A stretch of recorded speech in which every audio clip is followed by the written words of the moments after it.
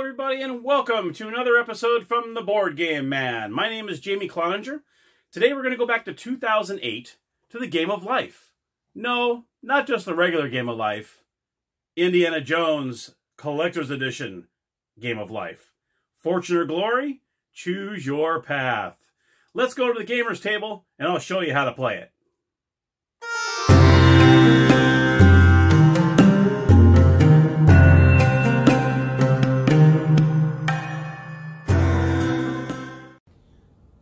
Hello everybody and welcome to the Gamer's Table. Here is the Game of Life Indiana Jones. I absolutely love this artwork on this game. This is actually really cool. Now you'll see the different colors that are on the board. Each one of these, except for the gold, this is the museum area, so that does not represent a movie. But the other three represent the trilogy. I'm not even going to mention Crystal Skull because I don't think that one should even been made. But these three are in here. We got the purple section. This pertains to Raiders of the Lost Ark. You got the blue section, which pertains to the Temple of Doom. And then you got the green section, which is the Last Crusade. Now let me pick this up real quick. I want you to see a little more in detail what the artwork looks on this. Maybe I'll take some pictures of it after the video. That way you can kind of see. So you got the purple section here. This has everything to do with Indiana Jones. Raiders of the Lost Ark. See him there when he's got the rocket launcher. I'm gonna blow up the ark grenade. So yeah, that's pretty cool. You got the trucks. You got the map room there. It's just great. I love it. That is so great. And then you got the blue section down here. There is Temple of Doom. There's your stones. There's the good old mine ride. What do you want to call it when he went through the mines with Short Round? That's really cool. And then you got up here in the green section. Sorry, this board is kind of funky, so it's hard to hold it. It has everything to do with the Last Crusade. And then you can see all the skulls. And then you see up here, there's the blimp. Where he threw the Nazi off the blimp. No ticket. Love that. All right, so there is the Last Crusade over there. So I just wanted to show you that. And then you got the museum in the middle, the museum grounds. That's where you start your game. Okay, so let me go ahead and set this back down. Now what's cool too is there is the spinner. The spinner comes with it. And you can see it has the Indiana Jones hat and the whip in the middle. And you just spin it. And for some reason this one doesn't seem to spin very well. I don't know. I'm not missing anything in there, but for some reason it's kind of... If you own this game and it's the same way for you, let me know. Because I'd be curious to see if it's just mine or maybe I got to put something on the bottom of that or something. But anyway, that's where the spinner goes. And it's intentional to have it off the board. I mean, they do have a couple little holes here that you can just... It actually sets in. But since the game is kind of elongated, it's not square, it's kind of long. Like if I'm sitting way over here, I'm going to be sitting there reaching. They intentionally did that so you can take it out and bring it from player to player. That way they can spin it. So I think that's a cool little aspect of that. So I'll put the spinner to the side. Now here are your movers. These are really cool too. Everything about this game is cool. I'll be saying cool probably another 50 times probably. Here are your little Indiana Jones movers. You got blue, yellow, green, and red. I think they're pretty cool. That's really nice. So set these here. But the coolest part of the game are the relics. You have each relic from the 3 movies. You have the Ark of the Covenant from the first one, which you will set right here. They actually have a picture of the relics on the board. They show you where to place them. Then you have the Ankara stones from Temple of Doom. There's the stones. Place that here. And then you have the Holy Grail from the Last Crusade. There is the cup. You have chosen wisely. And this goes, let's see, they're right over there. Okay, so you set them on the board in the color, and you'll see the little picture of them. That's where you set them down.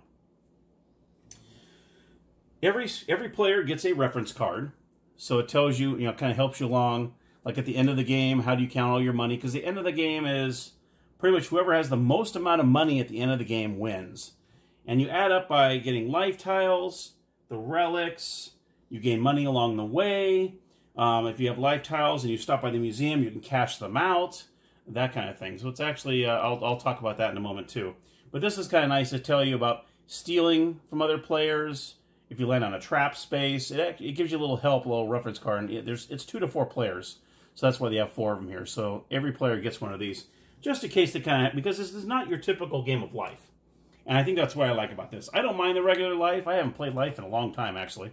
But this is completely different to the Game of Life. So you think a Game of Life, Indiana Jones, it is not even remotely close. And I think that's probably a good thing. Now you can see the money in the game is pretty cool. This is the dollar bills and a nice little tray that it comes in. But you can see the bills have the hat and the good old whip on there as well.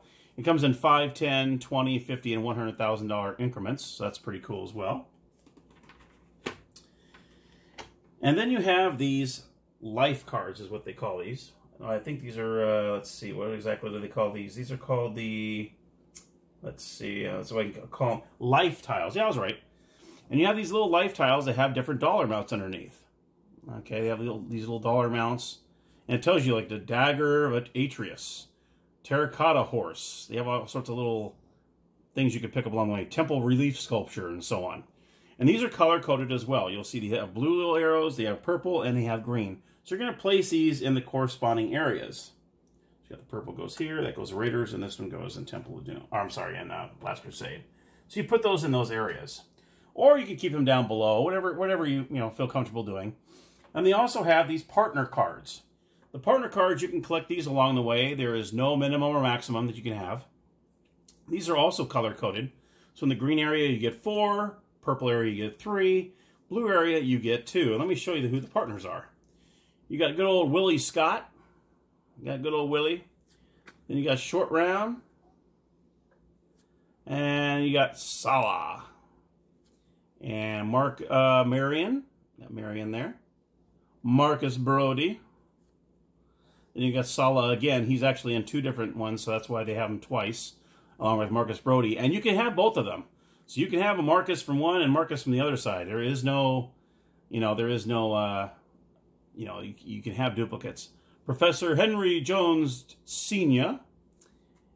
And then you got Elsa Schneider, which I'm surprised she'd even be a partner, but, and that's it. That's all the partners you get. So you're going to also put these partner cards in the corresponding areas.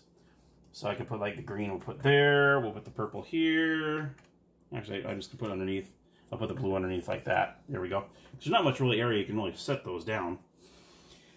Okay, and then you have the adventure cards. These adventure cards I will discuss right now. What you do is you're going to start in the museum home space. This is where you start your game. So let's go ahead and start with blue. And I'll choose green. We'll choose these 2 colors and put them there. So obviously, first, both players, however many players you have, they spin the wheel. Whoever has the highest number goes first and goes clockwise. When you first get out of here, you'll see little arrows. It tells you what direction you can go to get out of here. Once you go out here, you're pretty much good to go. But once you're in the museum area, you must follow the arrows. So for instance, if I want to go this way, I can't go this way because this arrow is showing, nope, I can't go this way. So you have to kind of follow the arrows and then go out wherever. Now, the object of the game is to get the most money. So whoever has the most money wins the game. So along the way, you're going to pick up adventure cards. It's going to say, you get 15,000, you get 30,000, and so on, whatever. And plus you have the life tiles as well that offer you money as well. But then the big ones are the relics I was showing you. The stones, if you were able to pick up these stones, they're $500,000. If you manage to pick up the Ark, it's $750,000. Then you got the Holy Grail over there. That's worth $1 million. So that's the biggie over there. So that's huge. But there are times along the way you might lose them, you might gain them. It's all in the hands of fate here. So what you do is you're going to spin the spinner and say you're going to move a few spaces. We'll just go 1, 2, 3, 4. So if you move 4. Now if you land on an empty space, you're going to go ahead and draw an adventure card. So I'm going to draw an adventure card, and the card kind of reminds you of Trivial Pursuit in a way when it says, okay, when you're trying to, you want to, pick whatever color you're going for, you ask that question. It's kind of similar, but this responds to these colors. So since I'm in the gold area, the museum area, I'm going to read off the brown section on the bottom. And here it says, that belongs in a museum. Take a life tile from another player. So if another player had one of these little life tiles, I would take one from another player. But since we're early in the game, no one has one, it's not done. So we can't do that at this time. Then you put it in the bottom of the stack. Okay? That's when you land on an empty space. There are, let's see, there are some spaces here, I think there's one in each section, where it says stop, pick up a partner. All right, we got one in the purple, one in the green, and then one in the blue. It says stop, pick a partner. So what you do is say I stop right here, I'm in purple, and say I'm right here and I spin a 3. You're going to stop no matter what. So even if you have more to go, you're still going to stop. All right. Then since I'm in the purple section, I will pick up a partner card, and I just picked up Marcus Brody.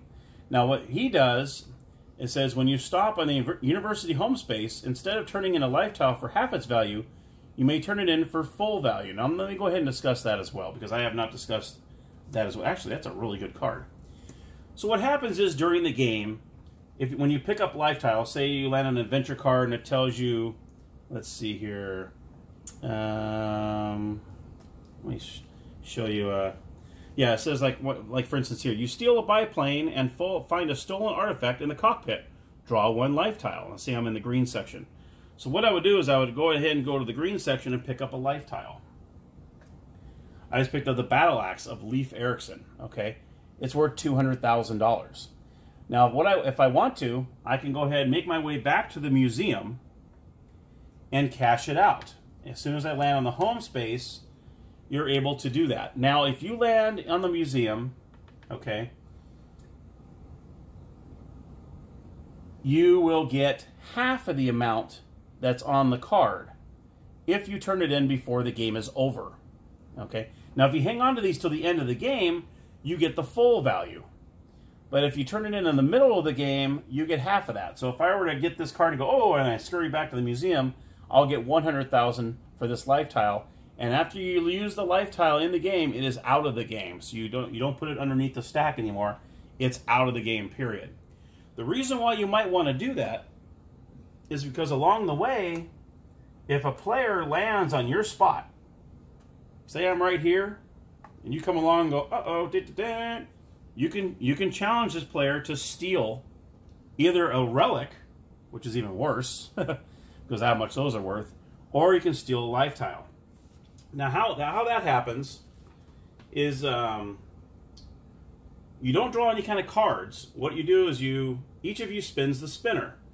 If you have the higher spin, if you're the one that's trying to steal it, and you get a higher spin than the player does, you can take a relic or a life tile from the other player. So that could be pretty big. But if your opponent spins higher, nothing happens. If you both spin the same number, nothing happens and your turn is over. Okay? So that's why maybe you might have a pretty good sized life tile here. Someone else going to come up to you. You might, thing is, you might actually get a pretty good sized life tile and steal it from them. So if you have a real big one, that's probably a good idea to come over here and take half the amount, unless you feel confident no one's going to try to steal it from you, and so on. Okay, so there's that. So every time you land on an empty space, you pick up an adventure card, you're moving on, you're getting money. Now you have the trap. You have 1 trap spot in each section. If you land on the trap, let me show you this. Where's the trap in this one? Actually, the blue section, I don't see a trap in this section. So maybe it's only 1 in the purple and 1 in the green. You got the trap over here in the green. All you have is a pick a partner in the blue. And then you have a trap here. Okay, so say you land on the trap space. Now what happens when you land on the trap space is what you do is you spin the wheel and you're going to find out whether you are trapped or not. There's 2 kind of traps. So either if you land on a trap game board space, you stop immediately, even if you have moves left. So say if I was here and I rolled a 3, I have to stop there no matter what. Okay, even if you pass by it, you still have to stop there. If you spin, you don't draw any cards, and you just spin the spinner. If you spin a 6 or higher, you survive the trap and your turn is over. If you spin lower than a 6, then you have to follow the steps 1 through 4 below. So if you have a partner card, you must remove it by placing it to the bottom of the starting pile.